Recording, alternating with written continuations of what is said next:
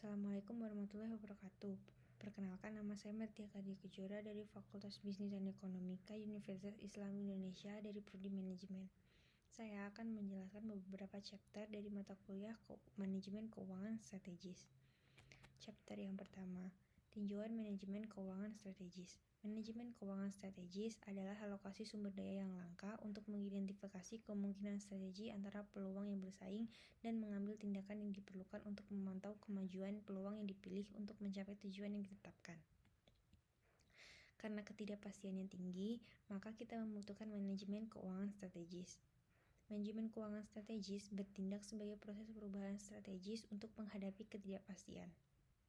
Tujuan utama perusahaan adalah untuk memaksimalkan nilai perusahaan dengan memilih investasi yang optimal dan peluang pembiayaan yang memaksimalkan pengembalian yang diharapkan dengan resiko yang minimal.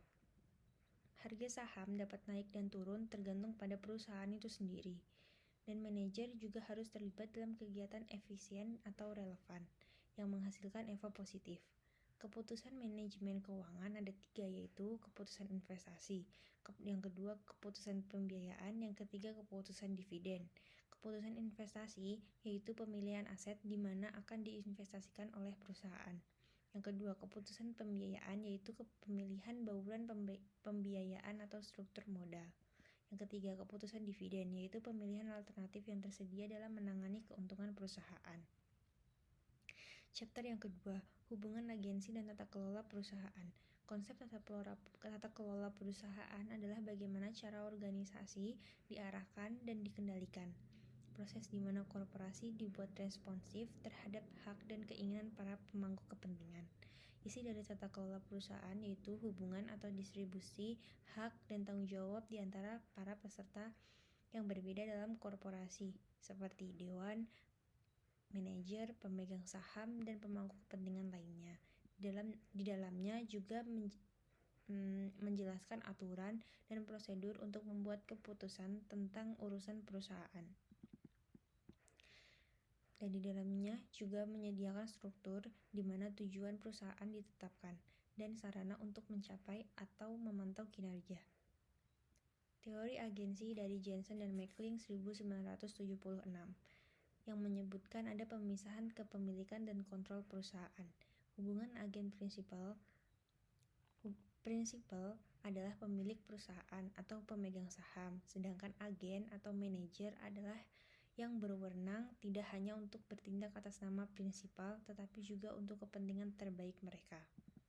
Padahal asumsi dasar dan rasionalnya adalah bahwa setiap orang akan memaksimalkan kepentingan sendiri yang berujung pada konflik keagenan.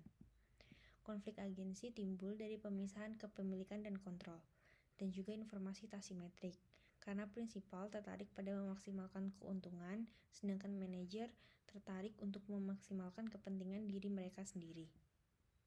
Cara untuk mengurangi konflik keagenan atau biaya keagenan adalah dengan menetapkan intensif yang sesuai dan merancang kegiatan pemantauan yang baik pada perusahaan. Chapter yang ketiga, analisis kelayakan usaha atau kegagalan dan kesuksesan. Analisis kelayakan usaha adalah proses menentukan apakah sebuah ide merupakan fondasi yang layak untuk menciptakan hasil yang sukses. Penjatahan modal terjadi ketika jumlah pengeluaran untuk proyek modal dalam periode tertentu terbatas. Proyek harus diberi peringkat dalam hal manfaat bersihnya dibandingkan dengan biaya investasi, bahkan jika dana berlimpah. Proyek sebenarnya mungkin saling eksklusif. Jenis-jenis analisis kelayakan yaitu industri dan pasar untuk menentukan seberapa menarik suatu industri atau bisnis baru dan untuk mengidentifikasi ceruk yang menguntungkan. Yang kedua, produk atau jasa, bagaimana pelanggan ingin membeli barang dan jasa kita. Yang ketiga, keuangan adalah dapatkah perusahaan menyediakan produk atau jasa kepada pelanggan dengan keuntungan.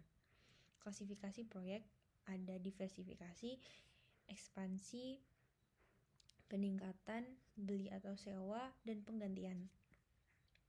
Karakteristik proyek ada 3, yaitu dependent, dependent, dan mutually eksklusif, dan sekuensi. Yang pertama, independen, yaitu sebuah proyek yang penerimaan atau penolakannya tidak menghalangi penerimaan proyek lain yang sedang dipertimbangkan. Dependen, yaitu sebuah proyek yang penerimaannya tergantung pada penerimaan satu atau lebih proyek lainnya. Mutuality eksklusif, yaitu sebuah proyek yang penerimaannya menghalangi penerimaan satu atau lebih proyek alternatif. Sequencing, yaitu sebuah proyek berisi opsi untuk berinvestasi di proyek lainnya. Chapter 4. Capital Budgeting and the Case for NPV and IRR. Internal Rate of Return atau IRR adalah metrik yang digunakan dalam analisis keuangan untuk memperkirakan potensi keuntungan investasi. IRR adalah discount rate yang membuat net present value atau NPV dari semua arus kas sama dengan 0 dalam analisis arus kas yang dipotong.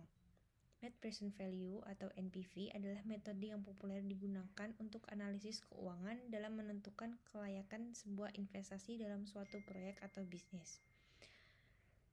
NPV ini merupakan metode yang cukup akurat untuk mengetahui nilai investasi saat ini dari arus kas masa depan dibandingkan dengan investasi awal. Peringkat proposal proyek mungkin menciptakan hasil yang kontradiktif dan yang dipengaruhi oleh skala investasi, pola arus kas, kehidupan proyek, konflik IRR and NPV. Konflik IRR and NPV yang pertama dalam proyek independen. IRR akan menghasilkan keputusan terima tolak yang sama dengan NPV. Namun, dalam proyek yang saling eksklusif, peringkatnya berbeda. MIRR atau NPV. Keuntungan dari MIRR atas IRR. Yang pertama, sementara IRR mengasumsikan bahwa arus kas proyek diinvestasikan kembali kepada RRR itu sendiri. MIRR mengasumsikan bahwa ia diinvestasikan kembali pada biaya modal yang merupakan asumsi yang lebih realistis. Apakah MIRR sama baiknya jika digunakan sebagai NPV? Untuk proyek independen, NPV, IRR, dan MIRR selalu mencapai kesimpulan terima tolak yang sama. NPV lebih baik daripada IRR atau MIRR ketika memilih di antara proyek yang bersaing. Chapter 5, yaitu penganggaran modal di bawah kondisi ketidakpastian. Apakah yang dimaksud penganggaran modal? Penganggaran modal adalah seluruh proses menganalisis proyek atau memutuskan mana proyek yang akan diterima atau ditolak.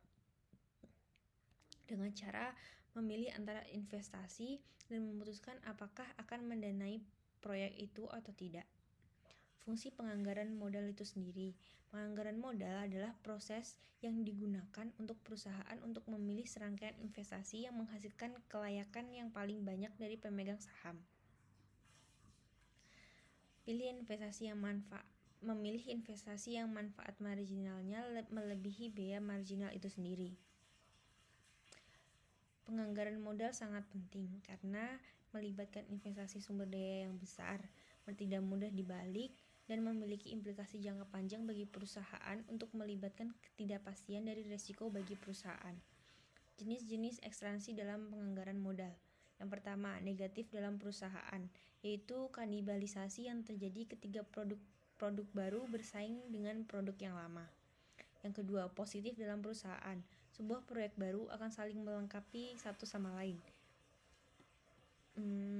Atau melengkapi dengan proyek yang lama, di mana arus kas yang lama akan meningkat ketika proyek yang baru diperkenalkan. Yang terakhir, lingkungan. Dampak proyek terhadap lingkungan. Maksudnya adalah dampak proyek terhadap lingkungan itu sendiri. Chapter ke-6 dan 7. Corporate restructuring. Merger, penggabungan, dan akuisisi. Apa restrukturisasi perusahaan? Sebuah strategi di mana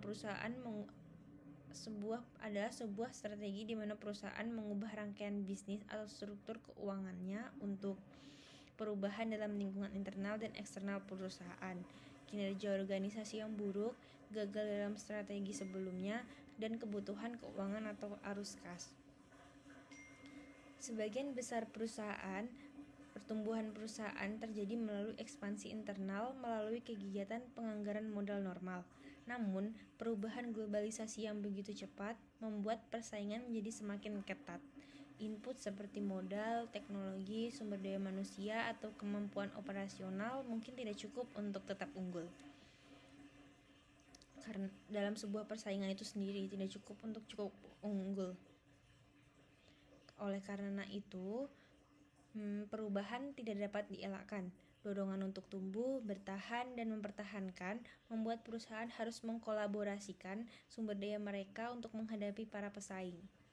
Perbedaan merger dan akuisisi adalah merger yaitu dua perusahaan yang digabungkan atas dasar relatif yang sama, sedangkan akuisisi yaitu satu perusahaan yang membeli perusahaan lainnya, yang bisa menjadi saham pengendali, mayoritas, atau semua target saham perusahaan.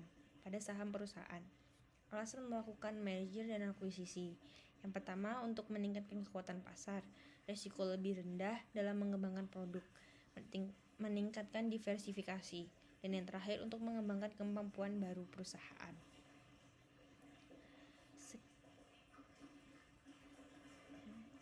Sekian penjelasan dari saya.